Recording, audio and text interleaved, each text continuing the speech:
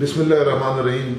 Khyber Pakhtunkhwa food safety and حلال food authority کا قیام مارچ 2014 میں ایکٹ کے تھرو اس کا قیام ہوا اور پچھلے 2.5-3 مہینوں سے اس اتھارٹی کی اسٹیبلشمنٹ کی ذمہ داری ہمارے موجودہ چیف سیکرٹری صاحب اعظم خان صاحب نے مجھے دی.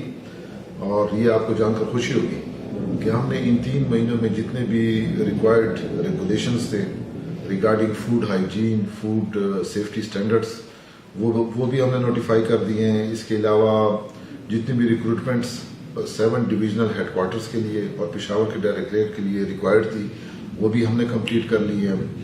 اور جو گاڑیوں کی پرچیزز تھی یا اور جتنی بھی پروکیورمنٹس تھی in terms of information technology furnitures وہ سب چیزیں ہم نے کمپلیٹ کر لی ہے. اور ہم ایکسپیکٹ کر رہے ہیں کہ انشاءاللہ آنے والے 15 سے 20 دن میں یہ اتھارٹی بشمول پشاور 7 ڈویژنل ہیڈ کوارٹرز میں فلی فنکشنل ہو جائے گی.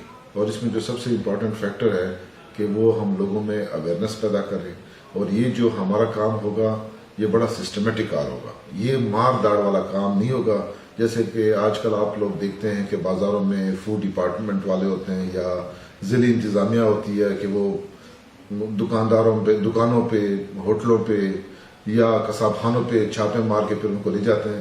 ہمارا کام جو ہے نا بڑا سسٹمیٹک ہوگا. اور اس کے لیے جو ہم ریکروٹمنٹ کر رہے ہیں تو وہ فوڈ اسپیشلسٹ ہوں گے, یعنی مطلب وہ فوڈ سائنٹسٹ یا فوڈ ٹیکنالوجسٹ ہوں گے. اور وہ یہ سارا بازار میں مطلب بڑے کارخانے سے لے کر چھوٹی دکان تک جس میں ہوٹل ریسٹورنٹ تندور جنرل اسٹور کارخانے سارے آتے ہیں, ان کی سائنٹیفک طریقے سے وہ چیکنگ کریں گے. اور دوسرے ڈپارٹمنٹ کی طرح جو چھاپے مارتے ہیں وہ نہیں ہوں گے.